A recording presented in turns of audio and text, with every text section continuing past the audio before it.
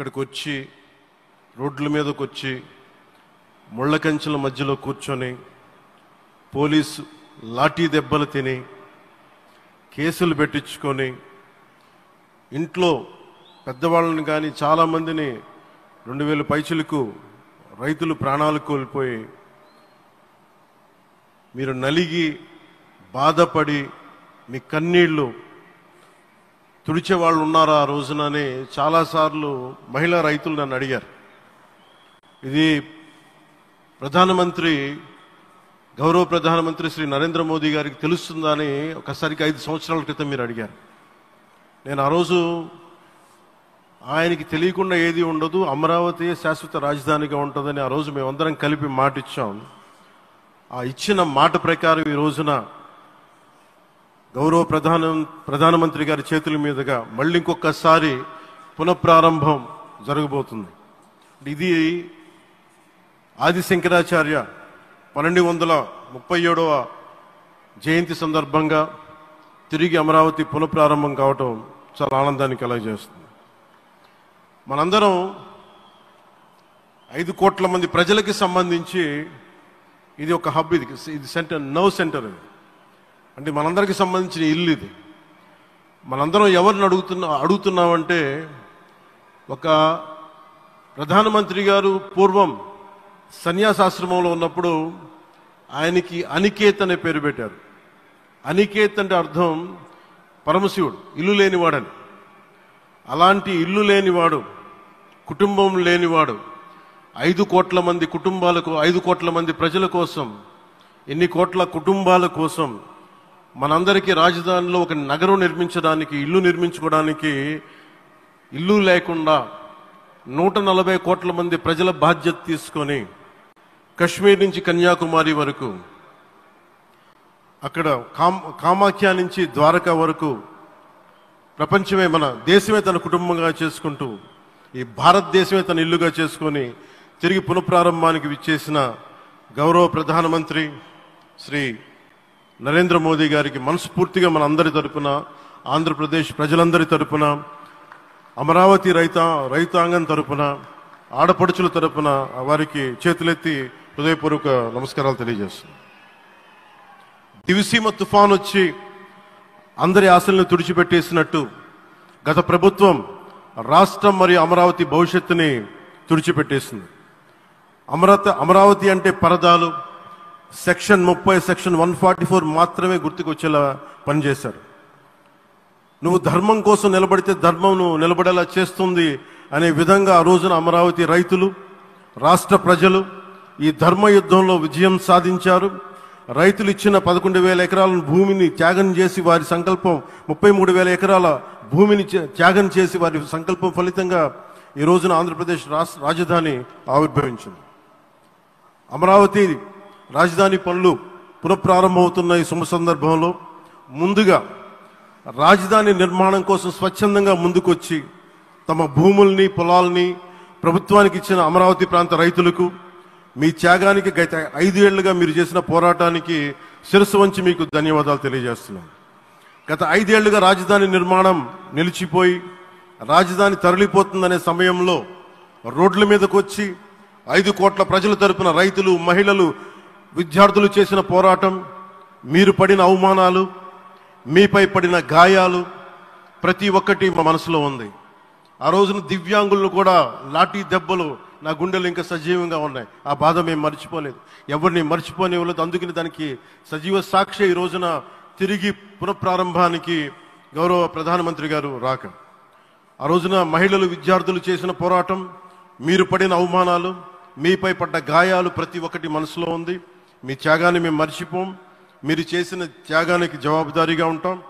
బాధ్యతగా అమరావతి నిర్మాణం జరిగేలా సాయశక్తుల ఈ కూటమి ప్రభుత్వం కృషి చేస్తుంది. అమరావతి రైతుల త్యాగాలను హృదయపూర్వకంగా స్మరించుకుంటూ వారి ప్రతినిధులుగా ఇక్కడకు విచ్చేసిన రైతులకి నా ప్రత్యేక నమస్కారం. ఈ పోరాటంలో వారికి ప్రతినిధులుగా సన్మానం అందుకుంటున్న మహిళా రైతులు పాత్ర, ప్రత్యేకించి అమరావతి మహిళా రైతుల పాత్ర చాలా అభినందనీయం. మీరు ఎంత నలిగారు, మీరు ఎంత రోడ్ల మీదకి వచ్చారు. మగవాళ్ళు ఆపేస్తే ఆడపడుచులు బయటకు వచ్చి తిరిగి పౌరుషం చూపించారు, ఆంధ్ర పౌరుషాన్ని చూపించారు. మీరికి నా ప్రత్యేక అభినందన. వాళ్ళు చూపిన సాహసం, సహనం అందరికీ ప్రేరణగా నిలుస్తాయి. వేదిక మీద ఉన్న నా మంత్రివర్గ సహచరులకి, గౌరవ ప్రధానమంత్రి శ్రీ నరేంద్ర మోదీ గారికి, విజనరీ అయిన గౌరవ ముఖ్యమంత్రి శ్రీ నారా చంద్రబాబు నాయుడు గారికి, సోదరులు లోకేష్ గారికి, గవర్నర్ గారికి ప్రత్యేకించి నా హృదయపూర్వక నమస్కారాలు, ధన్యవాదాలు తెలియజేస్తున్నాను. అలాగే ఇతర సహచరులకు, సభకు హాజరైన వారికి, రాష్ట్ర ప్రజలకు కూడా నమస్కారాలు తెలియజేస్తున్నాను. ఇక్కడ రైతులు భూమిని మాత్రమే ఇవ్వలేదు, రాష్ట్ర భవిష్యత్తును నిర్మించే ఆశలను, విశ్వాసాన్ని ఇచ్చారు. కానీ 5 సంవత్సరాల్లో గత ప్రభుత్వం ఆ త్యాగాన్ని అవమానించింది. 3 రాజధానులు, అస్తవ్యస్త విధానంతో ప్రజల విఘ్నతని, అమరావతిని అగౌరవపరిచింది. ఈరోజు ఈ వేదిక నుండి మేమందరం మీకు హామీ ఇస్తున్నాం, అమరావతి మళ్ళీ ఒక ప్రపంచ స్థాయి సర్వశ్రేష్ఠ రాజధానిగా ఆవిర్భవిస్తుంది. అమరావతి ఒక ఆర్కిటెక్చరల్ జోన్, ఒక కాంక్రీట్ జంగిల్గా మిగిలిపోకుండా జవాబుదారీతనం, న్యాయం, ప్రజాస్వామ్యానికి ప్రతీకగా నిలవాలని ఆకాంక్షిస్తున్నాను. కేంద్రంలో రాష్ట్రంలో స్థిరమైన ఎన్డీఏ ప్రభుత్వం ఏర్పడిన కారణంగా అభివృద్ధి కార్యక్రమాలు వేగంగా సాగుతున్నాయి. మేనిఫెస్టోలో ఇచ్చిన హామీలన్నీ దశల వారీగా బాధ్యతాయుతంగా అమలు చేస్తున్నాం. కేవలం మ్యాచింగ్ గ్రాంట్స్ ఇవ్వని కారణంగా గత ప్రభుత్వం రాష్ట్రం కేంద్రం నుంచి పొందాల్సిన 1000 కోట్లు నష్టపోయింది. కానీ ఈ ప్రభుత్వం కోఆపరేటివ్ ఫెడరలిజం స్ఫూర్తితోటి, పరస్పర సహకారంతో పనిచేస్తున్నాం. రాష్ట్రంలో రహదారులు, రైల్వే, పారిశ్రామిక రక్షణకు సంబంధించి ఈ రోజున మన అమరావతి కాకుండా రాష్ట్రంలో రహదారులు, రైల్వే, పారిశ్రామిక రక్షణకు సంబంధించి ఈ రోజున 1,07,00,000 కోట్ల విలువైన అభివృద్ధి పనులకి ప్రధాని గారు శంకుస్థాపనలు, ప్రారంభోత్సవాలు చేస్తున్నారు. రాయలసీమలో గుంతకల్ రైల్వే, గోరంట్ల హైవే లాంటి వివిధ కార్యక్రమాలకు, ఉత్తరాంధ్రలో పిఎం ఏక్తా మాల్ లాంటి వివిధ పనులకు ఈరోజు శంకుస్థాపన, ప్రారంభోత్సవం చేస్తున్న ప్రధానమంత్రి గారికి నా హృదయపూర్వక కృతజ్ఞతలు. నేను అవనిగడ్డ ఎన్నికల ప్రచారంలో హామీ ఇచ్చిన దానికి అనుగుణంగా మనందరి ఆశలు మనకి ఆశించిన విధంగా నాగాయలంకలో మిస్సైల్ టెస్ట్ రేంజ్కి ప్రధానమంత్రి గారు ఈ రోజున శంకుస్థాపన జరగడం నాకు చాలా సంతోషంగా ఉంది. Now with Honorable Prime Minister Sri Modi ji and Honorable CM Sri Chandrababu Naidu garu, and together again Amravati will surely become a world-class capital, a 360-degree growth engine for all of Andhra Pradesh. Our youth will no longer have to leave for Bangalore, Chennai or Hyderabad. Soon Andhra Pradesh will create jobs for our people and attract talent from across the nation and the world. దీనికి అమరావతికి ప్రత్యేకించి ఒక వ్యక్తిని మనం స్మరించుకోవాలి. రాళ్లల్లో, రప్పల్లో ఒక మహానగరాన్ని చూసిన వ్యక్తి, ఒక 20 సంవత్సరాలు ముందుకెళ్ళి చూసిన వ్యక్తి. అలాంటి నాయకులు మనందరం కోరుకున్నట్టుగా ఆయన వెనంటే ఆయన ఉండాలి, ముఖ్యమంత్రిగా ఉండాలి అని మేము ఆశించిన విధంగా ఆయన ముఖ్యమంత్రి అయ్యారు.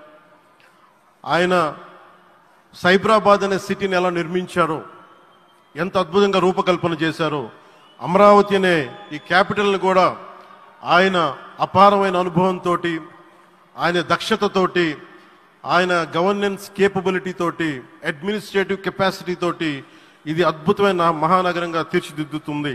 ఇది ఆంధ్రప్రదేశ్కే కాదు, భారతదేశానికి తలమానికంగా అవుతుందని మనస్ఫూర్తిగా నేను ఆశిస్తున్నాను.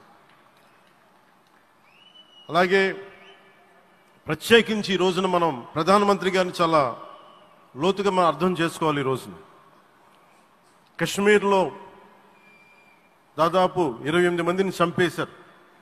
అలాంటి క్లిష్ట సమయంలో, రాష్ట్రం, దేశం మొత్తం యుద్ధం వైపు వెళ్తున్న సమయంలో, అలాంటి కీలక సమయంలో ప్రధానమంత్రి గారు ఇక్కడికి వచ్చి లోపలంత బరువు, గుండెల్లో బరువు పెట్టుకొని వేదన ఉండి కూడా అమరావతి రైతులు చేసిన త్యాగాలను మర్చిపోకూడదని చెప్పి ఇంత ఇబ్బందుల్లో కూడా ఆయనకు వచ్చినందుకు మనస్ఫూర్తిగా ఒక్కసారి మనందరం ప్రధానమంత్రి గారికి గౌరవ సూచకంగా మనందరం కృతజ్ఞతలు తెలియజేయాలి.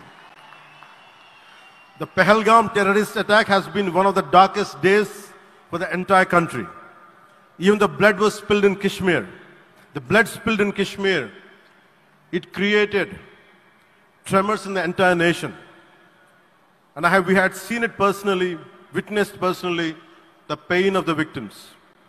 For the Honorable PM Modi ji, he is leading the country through these tough times, and he assured all the citizens with stern action against the perpetrators of terrorism. I know this is very sensitive time, and Modi ji is carrying the nation's burden. Amidst this tremendous difficult movement, Modi ji still gave time and came today to Amravati. This shows his deep commitment to Andhra Pradesh, to the people of Andhra Pradesh, and we are deeply grateful to you, sir. May Lord Bhavani, మన కనకదుర్గమ్మ ఆశీస్సులతోటి వారికి బలాన్ని ఇవ్వాలి, శక్తిని ఇవ్వాలి, మనందరం ప్రార్థిద్దాం. May Lord Bhavani Mata give immense strength to our Honorable Prime Minister Modi ji to lead our nation and bless Bharat, Andhra Pradesh and Amravati. Jai Bhavani, Jai Bharat and Jai Hind.